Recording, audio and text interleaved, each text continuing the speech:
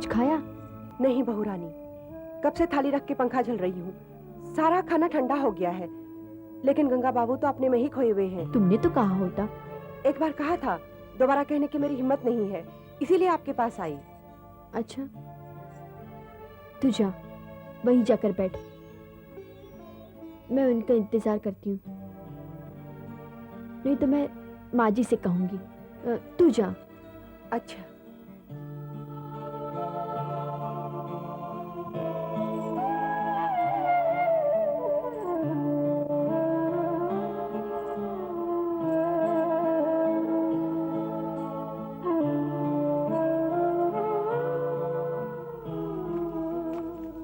आप आ गए?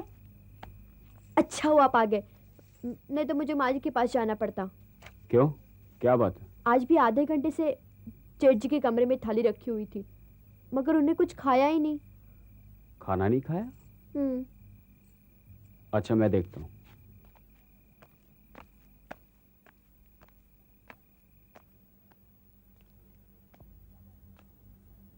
भैया, क्या बात है, खाना नहीं खाया तुमने? नहीं, भूख नहीं लग रही है छोटकू, लेकिन किसी से कहूंगा तो कोई विश्वास ही नहीं करेगा। तबीयत तो ठीक है ना तुम्हारी? नहीं, ऐसी कोई बात नहीं, लेकिन मन ही नहीं हो रहा है। अरे मन तो शरीर का एक बहुत छोटा सा हिस्सा है भैया, उसके लिए सारे शरीर को थोड़ी संकट में डाल सकते हैं। ए मानती सुन, अपनी छोटी मालकिन से कह हमारा भी खाना यहीं लगाएंगे। आज दोनों भाई एक साथ खाना खाएंगे। ठीक है, ये थाली भी ले जाती हूँ, खाना ठंडा हो गया है। ले जा, ले। नहीं सचमुच छोटकू, मुझे इच्छा नहीं हो रही है। मगर मेरा मन तो रखोगे ना भैया? दो चार कौर मुंह में डालकर गले से पेट में उतार लेना। छोटकू, बचपन से अपनी जिद मनवाने की तुम्हारी आदत गई नहीं अब तक, ऐसा कब तक चलेगा? दूसरों के बारे में तो मैं नहीं कह सकता भैया, लेकिन तुम्हारे सामने तो जीवन भर जिद्दी बना रहूंगा।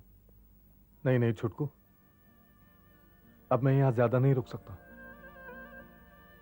तू मुझे जमानत पर छुड़ाकर लाया है, इसीलिए यह मामला चलने तक यहां रहने के लिए विवश हूं। देख छोटकू, मेरी बात का गलत मतलब मत निकाल, मुझे सोचने का और थोड़ा समय चाहिए रे।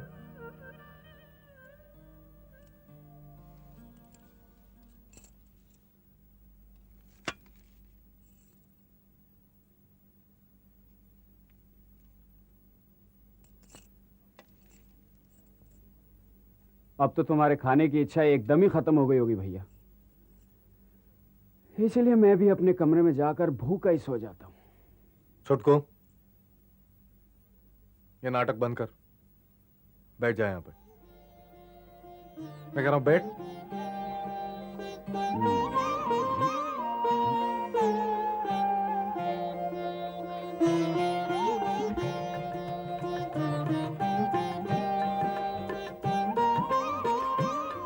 खा ले।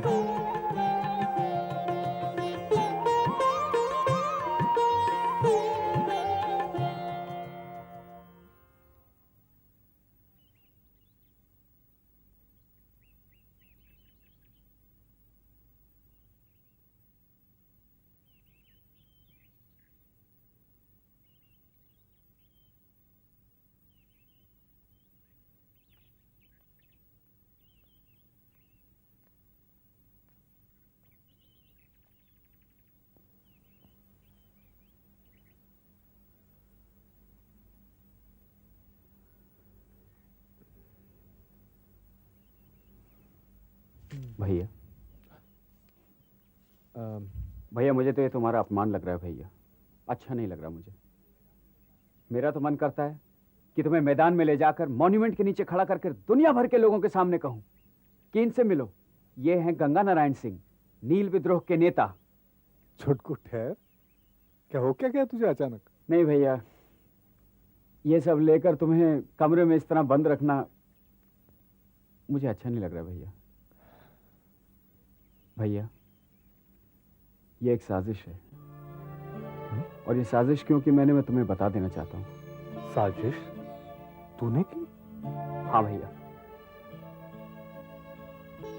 जमानत पर रिहा होकर उस दिन जब तुम घर लौट कर आए थे तो मुझे हरीश मुखर्जी ने उसी दिन बता दिया था कि गांव-गांव में चारों ओर ये खबर फैली हुई है कि इब्राहिमपुर का वही साधु है जो चारों ओर आग फैला रहा है। जहां जो कोई भी विद्रोह हो रहा है वो सब तुम्हारी कृपा से भैया। अजीब बात है। भैया तुम्हारा वही रूप लोगों को अत्याचार सहने और संघर्ष करने की शक्ति दे रहा है। अगर उनको पता चला कि तुम पकड़े गए हो और रिहा होकर यहां आ गए हो तो उनका वो सपना बिखर जाएगा, साहस टूट जाएगा भैया, और वो अपने आप को बेसहारा महसूस करेंगे। इसीलिए हरीश मुखर्जी ने यह खबर अपने अखबार में नहीं छापी। वो चाहते हैं कि तुम्हारा नेतृत्व बना रहे। नहीं रे छुटकू, मैं वहां नेता बनने नहीं गया था।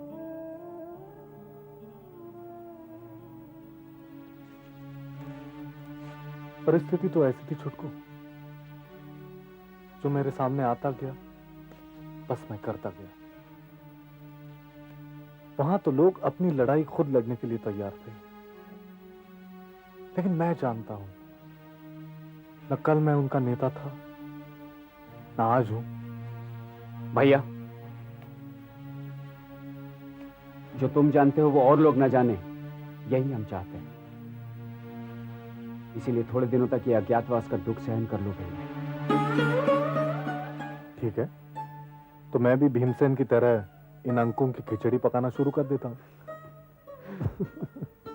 अच्छा भैया, मैं चलता हूं। ठीक।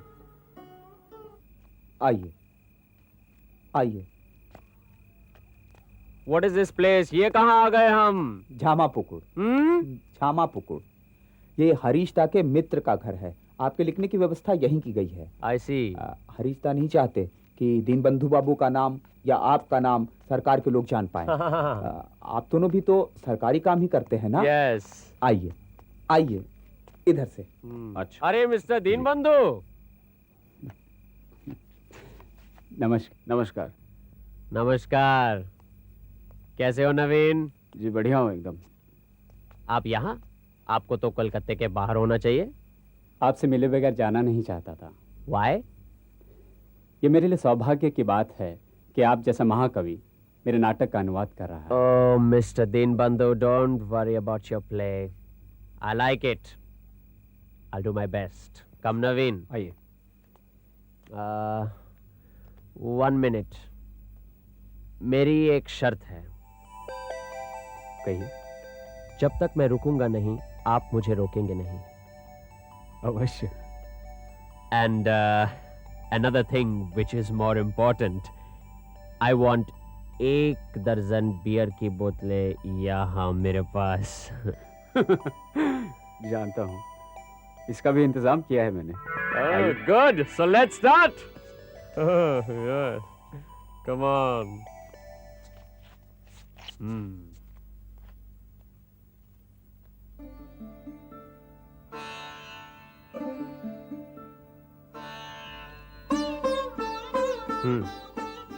उसके बाद पढ़ते जाओ। Just let me get the feel of the whole thing. बहुत अच्छा। साधु यानी कि साधु चरण नील चास के विरुद्ध आचरण किया नहीं और करने की क्षमता भी नहीं। मैं प्रजा, एक ही हल है खेत जोतने का। जमीन है सिर्फ 20 बीघे, जिसमें से 9 बीघे। चलो चलो, कम ऑन, आगे बोलो। नेक्स्ट। लिखा आपने? तोड़ो। मार डालो मुझे मगर मैं नमक हरामी नहीं कर सकता। जिस मालिक का नमक खाया, झूठी गवाही देकर उसे मैं जेल नहीं भिजवा सकता। That's the reason. इसीलिए तो अंग्रेज खफा हैं हमसे। जमींदारों का किसानों से प्यार और किसानों का जमींदारों पर विश्वास बर्दाश्त नहीं कर सकते। इस संबंध को खतरनाक समझते हैं वो। Yes, alright, come on, first line again, फिर से बोलो। चलिए, हो चुका, बहुत हो चुका आज के लिए। What a play. Okay, let's wind up. Oh, you shut up. तुम अपना काम करो, मुझे अपना काम करने दो। I must finish this damn play tonight.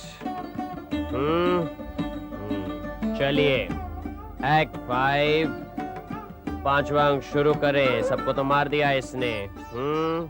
Postmaster साहब ने बाबा हेमलेट को भी पीछे छोड़ दिया। All right. अधूरी। एक नाटक लेकर शेक्सपियर बन बैठा। यस, अधूरी। अधूरी। लवली। अधूरी। I tell you, I love this little girlie, you know. अधूरी। Yes, अधूरी. What does अधूरी say, huh?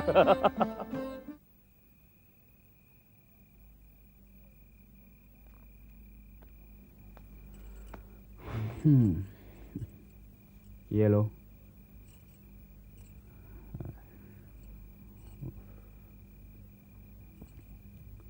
सुनते हो? हम्म। मुझे बड़ी चिंता हो रही है। किस बात की? जेठ जी अभी तक घर नहीं आए। दोपहर का खाना भी नहीं खाया उन्होंने और किसी से कह के भी नहीं गए। मैंने रायमोहन और दिवाकर को उन्हें खोजने के लिए भेजा है। मगर तुम बेकार में चिंता कर रही हो सरोज। उन्हें मालूम है कि उनके मामले की तारीख है कुछ दिनों बाद। वो कहीं नहीं जाएंगे। उन्होंने मुझे वचन दिया है। मैंने कहा था ना तुम्हें, वो कहीं नहीं जाएंगे। न जाने क्यों मुझे उनकी बड़ी चिंता लगी रहती है। वो हमारे बीच रहते तो है मगर ऐसा लगता नहीं। डर लगता है कहीं वो फिर हमें छोड़ के तो नहीं जाएंगे। उनकी जिंदगी में कितना बड़ा हादसा गुजरा है, कुछ दिन तक तो उसका प्रभाव रहेगा ही सरोज। एक बात कहूं? कहो। वो बोलो। आप जेठी का फिर से विवाह क्यों नहीं करवा देते? क्या पागल हो गई हो तुम? भैया कभी इस बात पर राजी नहीं होंगे। भाभी को वो ऐसे आसानी से नहीं भुला सकते। वो नहीं भूल सकते, इसलिए उन्हें कोई ऐसा मिलना चाहिए जो उनके मन में जीने की फिर से इच्छा पैदा कर दे। हाँ, तुम ठीक कहती हो सरोज। मैं भैया के लिए एक योग्य पात्री की तलाश करूंगा। कोई ऐसी लड़की ढूंढिए जो मेरी कुसुम दीदी की तरह हो, जो मेरी सहेली बन के रह सके। हाँ, कुसुम। कुसुम बिल्कुल ठीक रहेगी। भैया के लिए कुसुम जैसी लड़की कहां मिलेगी? दोनों ने जीवन में इतना कुछ खोया है, एक दूसरे को पाकर दोनों एक दूसरे को संभाल लेंगे। और हम जो इतनी बड़ी बड़ी बातें करते हैं विधवा विवाह की, वो भी सार्थक हो जाएंगे।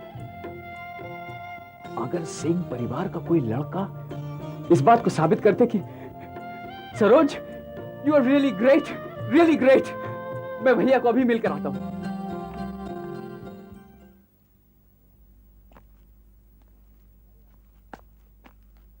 भैया। अरे छुटकू, कब आए तुम? तुम्हारे लौटने के थोड़ी देर पहले। मगर तुम कहां गायब हो गए थे? सरोजनी बहुत चिंतित थी। आजकल सूरज ढलने के बाद शहर की गलियों से मानो सुरक्षा ही समाप्त हो जाती है। जानता हूँ छुटकू, मैं जानता हूँ। गलती मेरी थी, बिना किसी को बताए मैं चला गया था। केस कहां तक पहुंचा? मामूली सी बात है, थोड़े ही दिन और लगेंगे भैया। नवीन, मुझे नहीं लगता यहां मैं लंबे टिक सकूंगा। न जाने क्यों यहां कुछ अच्छा नहीं लग रहा। भैया, मैं तुम्हें एक कहानी सुनाऊं? सुनोगे? सुनाओ। सरोज की एक सहेली है, देखने में बहुत ही सुंदर, सुशील, पढ़ने लिखने में उतनी ही तेज। In fact she is brilliant. एक दिन वो यहां आई थी, हमारे घर। उसकी उम्र की शायद ही कोई और लड़की मैंने देखी हो जो पढ़ने लिखने में इतनी रुचि रखती है। जीवन के बारे में उसके सोचने का ढंग कितना अंतर है, कितनी अलग है वो औरों से। पर उसके भी जीवन में सुख नहीं था। जानते हो भैया, लोगों ने उसकी शादी एक पागल से कर दी। एक दिन वो अपने पति को खाना खिलाने के लिए गई तो अचानक उसने उस पर हमला कर दिया। नौकरों ने उसे बचाने के लिए उसके पति को धक्का दिया और कुसुम इस छोटी सी जीवन में विधवा हो गई। भाग्य छोटकू, भाग्य।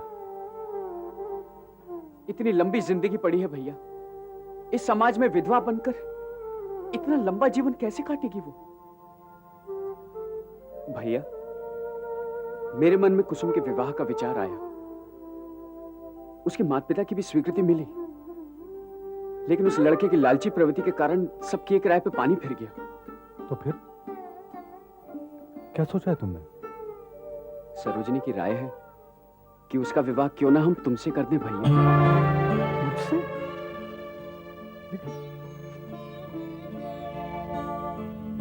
मुझसे? छोटकू, लेकिन तुम भैया, उसे तुम जैसा योग्य पति मिल जाएगा जिसका उसे अधिकार है, एक अपना घर। अतीत में तो कोई भी नहीं जी सकता भैया। उस अतीत की छाया से बाहर निकल जाएगा उसका जीवन। नहीं, कभी नहीं। इस परिवार में ऐसी लज्जाजनक बात हो, इसके लिए मैं तैयार नहीं। इससे तुम्हारे पिताजी का नाम कलंकित होगा। भूल जाओ इसे। अगर फिर तुम लोगों ने इसके बारे में बात की तो मैं हमेशा के लिए काशी चली जाऊंगी। वैसे भी मुझे अब काशी में ही बसर करनी चाहिए ताकि तुम लोग अपनी मनमानी कर सको। अब मेरी जिंदगी में रह क्या गया है? पूजा घर में सिर्फ मेरे भगवान हैं, जिनके चरणों में मैं अपनी जीवन बिता रही हूं। इससे तो अच्छा है कि मैं उनके धाम में ही चली जाऊं। जाओ, जाकर दिवाकर से कहो, वकील बाबू से कहे मेरी काशी जाने का इंतजाम करे। जाओ। जी।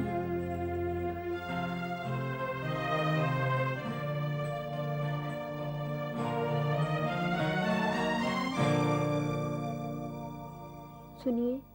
क्या बात है? माँ जी बहुत नाराज हो गई। माँ जी चाहे कितनी भी नाराज हो, मैं उनकी एक नहीं सुनने वाला हूँ। ये शादी जरूर होगी सरोज, कान खोल के सुन लो तुम। पर माँ जी क्या? कुछ भी कहे माँ जी।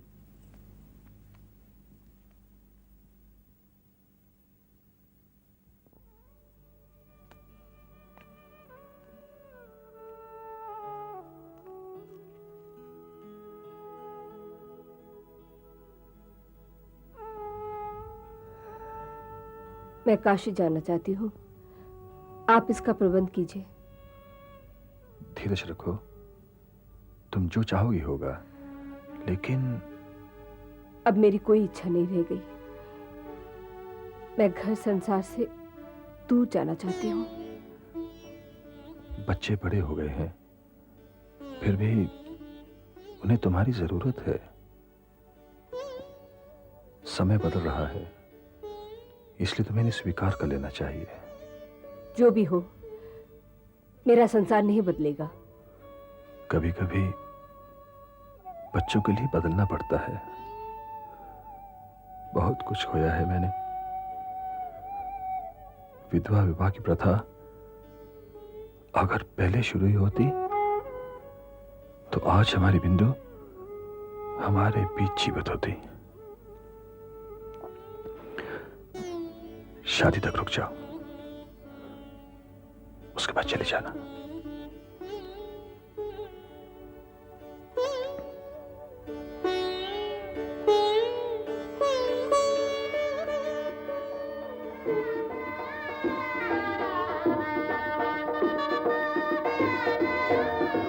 मंगलम भगवान